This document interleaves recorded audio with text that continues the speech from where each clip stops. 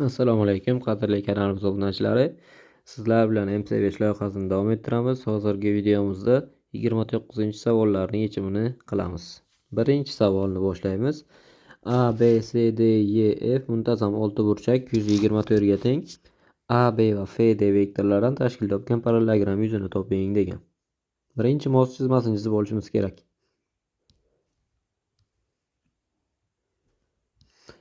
Mana oltiburchak bo'ldi. Endi tomonlarni belgilab chiqsak, A, B, C, D, E, F. Endi AB vektor degan mana AB vektor, FD vektor mana.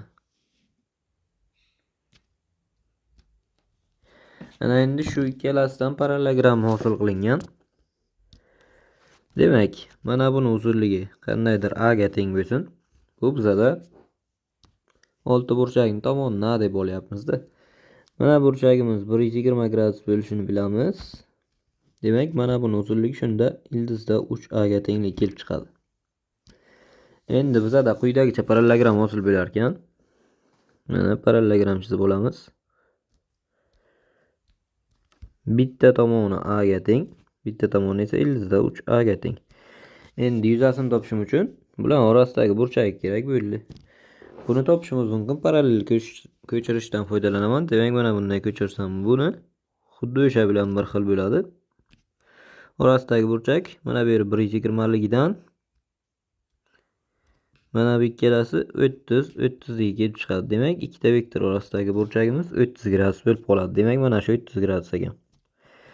Endi A'ni topishim kerak bo'ladi. A'ni qanday topaman? Yuza uchun topaman. Ya'ni oltiburchakni yuzasi uchun yozsam, 6 ta muntazam uchburchakdan tashkil topgan bu. Mana shu 24 ga teng. Ildizda 3A kvadratni topib qo'yaman. Bu bizada 16 ga teng bo'ladi. Endi bu uchun yuza yozsam, bizadan so'ralgan parallelogram uchun yozsam, buni yuzasi S barobar A kara ildizda 3A ko'paygan sinus 30 bo'ladi. Bu 1/2 ga teng.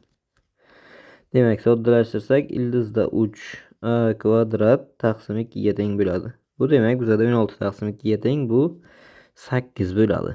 Demak, javobimiz 8 ga teng bo'lar ekan. Bu bizada D variant. Keyingi ikkinchi savolga o'tamiz. Ma'lumotlarda mana shu chizmani aytgan. Xo'p, B da ko'paygan C ni topishimiz kerak. Pifagor teoremasidan AC ni 12 ligini bilamiz. Demak, mana bu 6 dan bo'ladi. Endi BD vektor mana, CD vektor esa mana. Endi ikkalasining orasidagi burchakni topishim kerak. Buning uchun mana buni parallel ko'chiramiz. CD ni mana bunday qilib. Mana. Bu mana bunday qilsak. Mana bu yerda parallelogram hosil bo'lyapti. Mana bu burchak bizada ularni orasidagi burchak bo'lib qoladi. Shuni alfa deb qaraydigan bo'lsak, xo'p, parallelogramda diagonal bo'lgani uchun mana burchak ham 90 gradus bo'lib qoladi. Mana bu qismga 90 minus yo'q, 90 minus alfa emas, alfadan 90 ni ayryapmiz. Mana shu burchak qoladi. Endi BD kara CD ni yozsam, BD ko'paygan CD bizada skalar ko'paytmadan bularning uzunligi ko'paytmasi va ular orasidagi burchakning kosinusiga ko'paytmasiga teng. Mana shundan foydalanamiz. Hozir BD bilan CD ma'lum. Xo'p, BD ni uzunligini yozib qo'yaman mana bu yerda. BD ni uzunligi mana. Pifagor teoremasi qilaman. 5 ni kvadratiga 6 ni kvadratni qo'shib ildiz olishim kerak. Bu bizada ildizda 61 bo'ladi. CD esa 6 ga tenglik ko'rinib turibdi. Endi kosinus alfani topamiz. Mana bu uchburchakchadan xo'p, tangens alfa minus 9 ni topsam, alfa minus 90 ni topsam 6/5 ga teng bo'ladi. Bu keltirish formulasidan minus kotangens alfa ga teng. Bu demak bizada 6/5 bo'lyapti. Endi tangens alfani topsam, kosinusni topib bilaman. Tangens manda minus 5 taqsim 6 ga teng bo'ladi. Endi ayniyatdan, ya'ni 1 plus tangens kvadrat alfa barobar 1 taqsim kosinus kvadrat alfa degan ayniyat bo'lsa-da. Xo'p, mana shunga qo'yib kosinusni topaman. Kosinusni topsak, alfa o'tmas burchak bo'lgani uchun manfiy chiqadi. Minus 6 taqsim ildizda 61 chiqadi. Endi mana bunga keltirib qo'yamiz. Qo'yib hisoblaydigan bo'lsak, BD kara CD uzunliklari demak ildizda 61 va 6, kosinus alfa esa minus 6 taqsim 61 bo'ldi. Ildizda 61 lar qisqaradigan bo'lsa, bizada 36 chiqadi. Demak, javobimiz minus 36 ga teng bo'lar ekan. Bu bizada A variant bo'ladi. Keyingi savol, 3-savolimizga o'tamiz. Mana shu muntadan 8 burchak agar AH x vektoriga, AY y vektoriga teng bo'lsa, mana shuni x bilan y orqali ifodalaning debdi. Birinchi 8 burchakni chizib olishimiz kerak. Mana 8 burchak chizib oldik. Endi belgilaymiz tomonlarni. A, B, C, D, Y, F, G, H. Xo'p, AH ni x ga teng degan AH. Mana x vektor. AY esa y degan AY ni o'tkazamiz. Mana y vektor. Endi mana bu vektorni qo'shib ketaveramiz. DC birinchi mana qizilda chizaman. DC mana shunga CB ni qo'shish kerak. Mana CB ni qo'shsa bizada DB vektorimiz hosil bo'ladi. Demak, mana buni qo'shsak bizada DB vektorimiz hosil bo'ldi. Endi DB vektoriga BA ni qo'shishim kerak. BA mana. Yana uchburchak usulidan foydalansam, mana bu vektor chiqadi bizada. Bu bizada DA vektoriga teng. Demak, jamisini qo'shsam bu DA vektorini berar ekan. Endi DA vektorini x va y bilan ifodalashim kerak. DA vektorini mana shunday parallelga uchiradigan bo'lsam, ikkalasi bir xil diagonal. Mana DA deb yozaveraman buni. Endi yana uchburchak usulidan foydalansak, uchburchak usulida bo'lmaydi bu. Parallelogram usulidan foydalanamiz. Parallelogram usulidan DA ni topsak, bizada DA vektorimiz x vektordan y ni ayirganimizga teng bo'ladi. Mabodo bunday chiqsa edi, bu yig'indisi bo'lib qolar edi. Demak, DA vektorimiz x minus y ga teng ekan. Bu bizada B variant bo'ladi. Keyingi 4-savolga o'tamiz. A vektor mana shu koordinatalari, B niki esa bu bo'lsa, kollinear vektorlar ekan bular. A vektorning uzunligini toping debdi. Demak, kollinear bo'lsa, mos koordinatalar nisbati o'zaro teng bo'ladi. Demak, x ni minus 2 ga bo'lganim, y ni 4 ga bo'lganimga teng va 2 ni 6 ga bo'lganimga teng.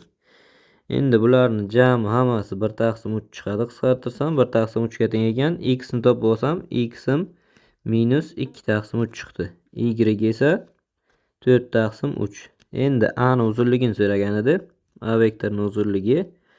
Xo'p, x kvadrat qo'shilgan y kvadrat qo'shilgan 2 ni kvadratiga teng. Buni hisoblasak, demak, x ni kvadrati 4 taqsim 9, y ni kvadrati 16 taqsim 9 qo'shilgan 2 ni kvadrati esa 4. Xo'p, 20 36 54 bo'ladi suratida. Mahrajda esa 9. 54 ni 16 kara emas, 14 kara 4 deyishimiz mumkin. 4 dan 2 chiqadi, ildizdan 4 qoladi. Mahrajda esa ildizdan 3 chiqadi. 2 ildizda 14 taqsim 3 bo'lar ekan. Javobimiz bu bizada A variant bo'ladi. Keyingi 5-savolimiz. Oxirgisi uchlari mana shu nuqtalarda bo'lgan 4 burchak BD diagonali bilan ajralgan uchburchaklarning og'irlik markazlari tutashtirilgan shu kesmani toping debdi. Demak, mos chizmasini chizib olamiz. Hop, qandaydir 4 burchak hosil bo'ladi. Endi bu aniq chizib o'tirmaymiz, chunki 4 ta nuqta bor-da. Mana shu yerni qandaydir A deysam, bu yerini B desam, mana bu yer C, mana bu yer D bo'lsin. Endi A 7 - 2 koordinata muhim bo'ladi. B 4 10, C -2 10, D esa -5 -2. Xo'p, bizada BD diagonal degan. Mana BD diagonalni o'tkazdik. Ikkita uchburchakka ajraldi. Og'irlik markazlari tutashtirildi degan. Buniki bu bo'lsin, buniki esa mana bu bo'lsin. Endi ikkalasini tutashtiraman mana. Xo'p, mana buni J1 deb olaman. Mana buni J2 deb olaman. Endi eslab qolamiz. Medianalar kesishgan nuqtasi mos koordinatalarini qo'shib 3 ga bo'lganimga teng. Demak, birinchi J1 nikini topishni boshlayman. J1 ning koordinatalari x1 x2 bo'lsin. x1 demak A, B, D ni x larini qo'shib 3 ga bo'lganimga teng. Ya'ni 7 qo'shilgan 4 -5 taqsim 2 ga teng. Bu demak bizada 3 bo'ladi. Y 1 ni topaman ana endi. -2 + 10 -2 taqsim 2 ga bo'ldik. 3 ga bo'lamiz degan edik. 3 ga bo'lamiz. Demak, buni 3 ga bo'lsam 2 bo'lib qoladi. Buni ham 3 ga bo'laman. Bu ham 2. Endi x2 y2 deyman. J2 nikini x2 ni topsak. Demak, 4 -2 -5 taqsim 3. Bu demak -1 ga teng. Oxirgisi y2 ni topaman ana endi. Y2 10 -2 taqsim 3. Bu bizada 6 ga teng bo'ladi. Ana endi yozamiz. J1 ning koordinatalari nima bo'ldi? J1 niki 2 2 bo'ldi. J2 ning koordinatasi esa xo'p, -1 6 bo'ldi. Mana endi ikki nuqta orasidagi masofa qilib topaveramiz. Demak, D deydigan bo'lsak shu masofani D barobar koordinatalarning o'sini ayirib, kvadratlarini qo'shib ildiz olishimiz kerak. 2 dan -1 ni ayirsam 3 ni kvadrati, 2 dan 6 ni kvadratini ayirsam esa 2 dan 6 ni ayirib kvadrat qilaman, 4 ni kvadrati bo'ladi.